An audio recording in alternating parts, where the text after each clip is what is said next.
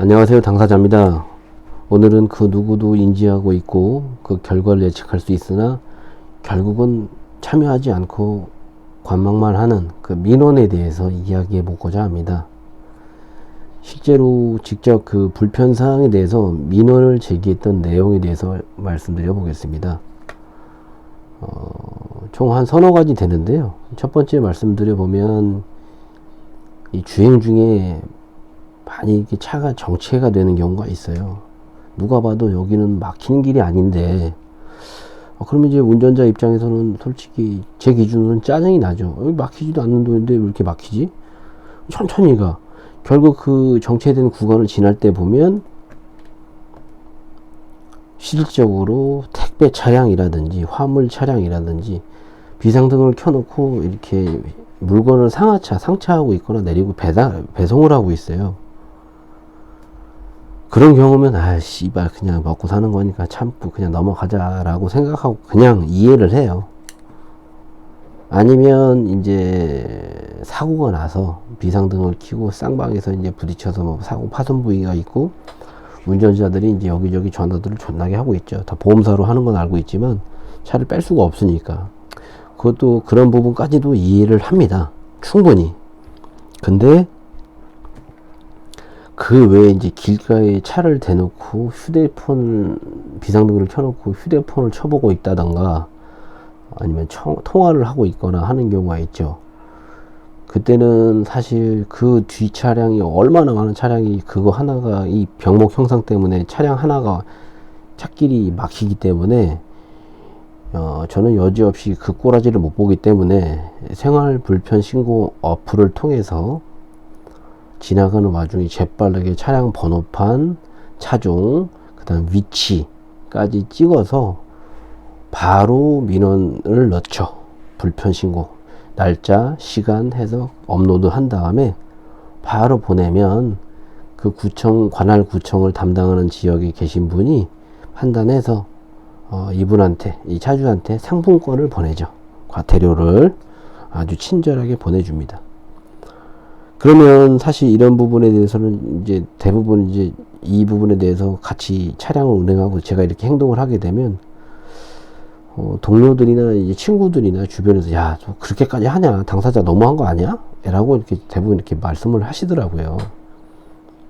왜냐면 저렇게 당한 입장에서는 기분이 얼마나 족같겠어. 뜬금없이 과태료 날라오면. 저는 이렇게 얘기를 합니다. 일본을 가봐라. 도로에 정차한 경우를 내가 본 적이 없다. 택시를 탔어도 정차하는 위치에 목적지가 있다고 하더라도 정해진 택시 승강장이나 그 위치에서 내려주는 걸 봤지, 그게 많은 시행착오를 겪어서 그런 과정 때문에 그게 가장 합리적이라고 생각해서 그렇게 하지 않느냐. 그렇게 되는 시기가 필요하니 나 같은 사람이 더 민원을 넣어야 된다. 이렇게 얘기를 합니다. 제가 봐도 아무리 봐도 이런 건 괜찮은 것 같아요. 저 스스로도 민원을 당하면 그거에 대해서 적당하게 과태료를 내거나 다음부터 그러지 않아야겠다 인식이 쌓이죠. 아무리 개몽을 하거나 해도 안 돼요. 이 금전적으로 피해를 줘야만이 그 부분에 있어서 반영이 된다라고 생각해요.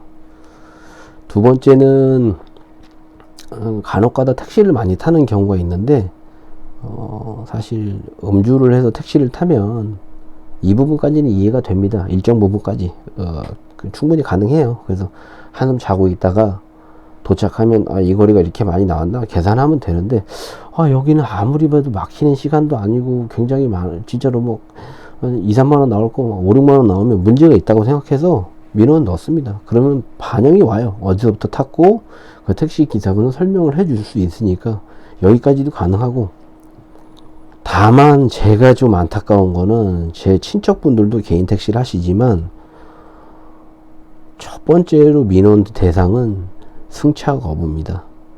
아무리 혼잡하고 바쁠 시기라고 하더라도 택시를 타려고 딱 했는데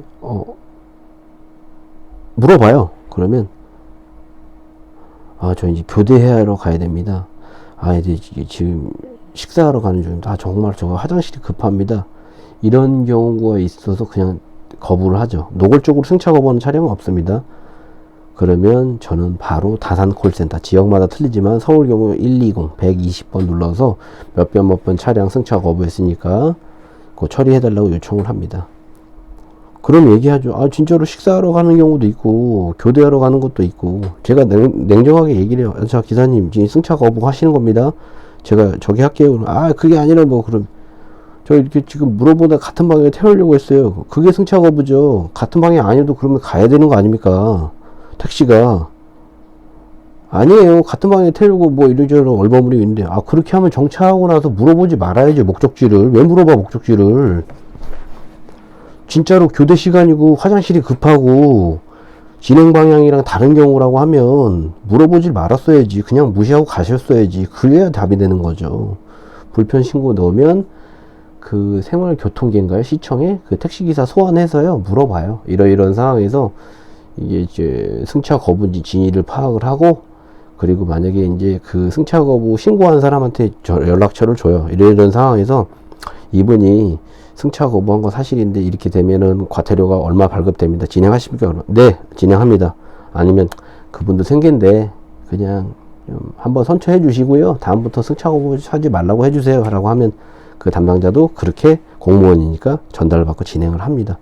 참고로 저는 승차 거부 실행을 했기 때문에 그분도 하루 일당벌이니까 그냥 다음부터 그러지 말라고 얘기를 해서 끝냈던 적이 있었습니다. 민원은 제기하면 제기할수록 세상이 바뀐다는 사실만 인지를 해주셨으면 좋겠습니다. 두 번째로는 제가 국민신문고에 이제 신고를 한 내용이고, 그 당사자분하고 통화를 했는데요. 제가 이제 개인적으로 동영상을 좀 많이 보기 때문에 지하철을 타고 가면 보통 이제 데이터가 많이 나오기 때문에 지하철을 타면 이제 와이파이 존이라고 하지 않습니까?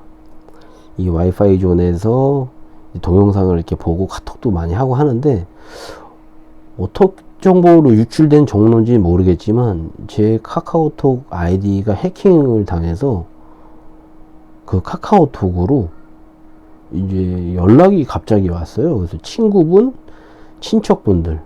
그래서 이제 제가 근무 중에 있는데 답변이 왔어요. 전화가 아는 형님한테. 그래서 너 뭐냐? 그래서 왜? 그랬더니 아니 누구 형수가 너한테 네가 전화 와서 돈 100만원 보쳐달라고 그러는데 돈 필요하면 새끼 나한테 얘기를 하지 무슨 소리야? 이렇게 연락이 와서, 아니 형님 그 뭔 소리냐고, 내가 무슨 돈 빌려달라 했으면 직접 전화하지 무슨 카톡을 하냐고, 봐봐 임마, 카톡 찍어본 사진 보내고. 또 작은 어머니한테 전화 왔고, 당사자야 돈 필요하면 얘기하지 뭘 이렇게 얼버무리고 처음에 그렇게 얘기를 해. 그래서 아니 제가 저놈이 제가 그런 적이 없는데 무슨 말씀이세요? 아니 필요하면 얘기하지, 또 100만원이 100만원이지 98만원은 또 뭐야, 이렇게 얘기를 하시더라고요. 알고 봤더니 이 중국에서 해킹을 해서 제 아이디를 도용을 해가지고 이 주소, 카카오톡 주소록에 제가 이제 뭐 별명이나 이름 짓거나 거래처나 사장님만 안 하고요, 가까운 친척분들, 실질적으로 바로 송금을 해줄 수 있는 사람, 형수, 아이디 뭐 작은 어머니, 고모, 이모, 이런 분들한테 이렇게 카톡질을 존나게들 했더라고요, 이 개새끼들이.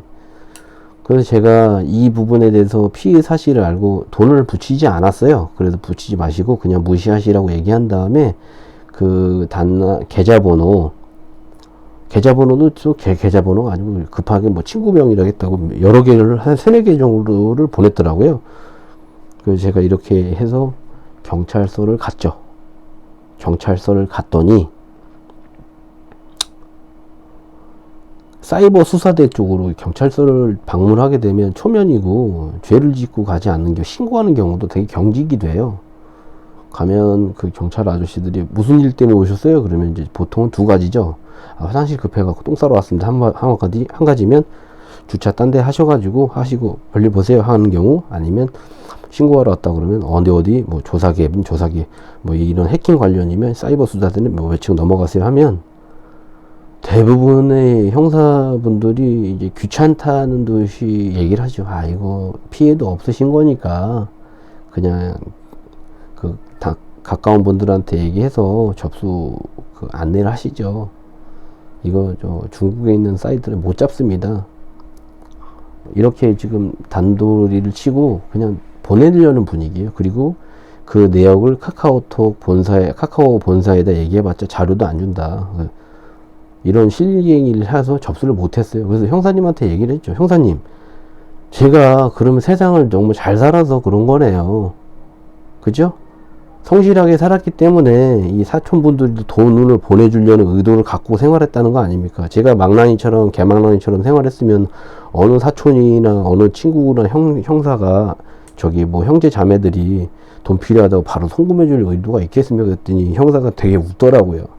열심히 살고 성실하게 살면 안 되는 세상이네요. 그리고 던져주고 왔는데 그랬더니 막 웃더라고요, 형사가. 빨리 잡아주시는 게 좋지 않겠냐 이랬더니 이제 오전에도 저 말고 다음 할머니분이 오셨는데 500인가 벌써 입금 시켜가지고 하소연하고 갔는데 못 잡는다고 딱 얘기를 하더라고요. 그래서 이 국민신문고에 저 민원을 올렸기 전에, 그리고 다 신고도 못하고 있는 상태라 경찰청 그 사이버 수사대에 전화를 했어요. 문의를 했더니 제가 이런 상황이 생겨가지고 지금 제 지인들로 인해서 자꾸 이렇게 불편 사항이 걸리고 돈은 안 보냈지만 지금 사건이 일어난 건 아니지만 미연에 방지하기 위해서 제가 어떻게 조치를 취해야 되냐고 전화를 했었습니다. 그 전화를 했더니 그 일일이 다 직접 문자를 보내라고 하시더라고요. 그래서 제가 아니 선생님, 제가 그거 할 줄 몰라서 하는 게 아니라 보통은 지금 제가 저장돼 있는 연락처가 보통 제가 알기로 그때 1300개인가 되는데 제가 이걸 일일이 다 해야 되는 게 맞냐고, 그걸 알고 있으니까 그 방법을 조속하게 처리하기 위해서 어떤 조치를 취해 줄 수 있는 방법을 해야 되지 않겠냐고 얘기를 해야 되는 거 아닙니까? 그랬더니 아니 귀찮다는 듯이 자기 일 아닌데 왜 저한테 화를 내시냐고 그렇게 얘기를 하더라고요. 그래서 제가 존나게 따졌어요. 아니 담당직은 누구시냐고. 아니 씨발 내가 지금 이렇게 돼서 사람이 죽어 나가거나 뒤지거나 살인이 당해야 이거를 무슨 수사대가 편성이 돼서 하는 거냐고. 이게 어느 정도 고가에 올라가는 건수가 돼야지 사고를 처리를 하는 거냐고. 지금 사고를 미연에 방지하기 위해서 사전에 지금 문의를 드린 거 아니냐. 그랬더니 노발대발 한 부분, 저한테 짜증내시는, 짜증낼 만하니까 내지 않느냐. 사람이 다치기 전에 금전적인 피해를 입기 전에 조치를 취하는 게 형사인데 왜 그건 조치를 안 하고 어떻게 사후 약방문이라고. 그럼 내가 송금돼서 잊어버리면 찾아줄 거냐고. 추적해서 찾아줄 겁니까? 그랬더니 답변을 못 하더라고요. 당신이 이렇게 얘기해서 어떻게 하느냐고. 이름 뭐냐고. 그래서 그 이름 받고 나서 문자, 당신 답변이 그거밖에 안 됐으니 그 대책에 대해서 내가 국민신문고 올리겠다고. 국민신문고 들어가시면 국민신문고에서도 신청할 게 많아요. 이름 쓰시면 되고요. 거기에 경찰청에 썼어요. 제가 이런 보이스피싱에 대해서 사건 사고에 접수를 받으려고 했으나 경찰서에서도 안 되고 사이버 수사대에 문의를 했는데도 불구하고 조치를 안 취해준 상황이니 이 부분에 대해서는 어떤 조치를 취하고 돈을 다 송금을 해서 굉장히 많은 피해자가 있으면 조사를 해줄 건지 답변을 묻고 싶습니다 라고 장황해서 보냈더니 답변이 그때 사이버 수사대 관할 경감이라는 분이 문자도 주시고 전화를 한번 주셨어요. 저한테 사무실 번호로. 그러니까 그 사무실로 저 핸드폰 번호 주셨더니 죄송합니다. 먼저 이 부분 응대는 저희가 잘못한 게 맞다. 왜? 경찰관이 아니라 이 사이버 수사대 관련해서 이 접수는 이 공무원이 행정공무원, 경찰직 공무원이 아니라 행정직 공무원을 갖다 쓴대요. 그래서 아마 이 부분에 있어서 응대도 못하고 조치를 못한 걸로 돼 있다. 그래서 저는 돈 잊어버린 것도 없고 피해 없고 하루만 시간 날라가고 경찰서 가서 접수도 못한 상황인데 이 부분에 대해서는 그런 공개적으로 얘기를 하셨으면 좋겠다. 피해 보면 구제 못 받으니 송금하기 전에 당사자의 담당자가 꼭 누군지 본인 확인하고 연락해서 하는 게 낫지 않겠냐. 이걸 얘기를 해주라고 했더니 그거까지는 개선 중인데 경찰서에서는 아무 묵묵부답이다. 금전적인 사고가 어떻게 보면 일어나는 게 당연한 부분이 있긴 한데 이 부분은 조속히 처리하기가 쉽지 않다. 이 부분은 답변만 받았어요. 결론. 민원을 제기했는데 민원에 대해서 그 제기된 걸로만 끝났습니다. 지금까지도 어떻게 처리를 못 받았어요. 이게 좀 너무나도 안타까운 사실이고, 하지만 제기를 하면 할수록 여러분들 그 주변 지인들이나 이 신종 범죄나 사기에 대해서 노출된 부분을 조금 잠재우는 효과가 있다는 사실은 만족스럽게 생각하고 있습니다. 스스로가 어떤 경찰한테 혜택을 받거나 신뢰를 받은 건 전혀 없고요. 이 부분은 조금 더 강력하게 어떤 조치를 이뤄내서 많은 사람들이 참여해야 좋은 방법이 되지 않을까라는 생각이 들어서 얘기를 했습니다. 또 국민신문고 관련해서 한 가지, 또 두 가지 직접 제가 민원으로 이제 전화를 했었던 부분, 시간이 다 돼서 밑에 측에서 전화 왔습니다. 차 좀 빼달라고. 차 빼고 나서 후기 올리도록 하겠습니다. 궁금하신 사항 있으시면 댓글 날려주시고요. 구독은 또 다른 저의 동기부여의 어떤 자극제가 됩니다. 그 민원 상담 두 번째 사례 다시 안내해 드리겠습니다. 오늘은 여기까지 하겠습니다. 감사합니다.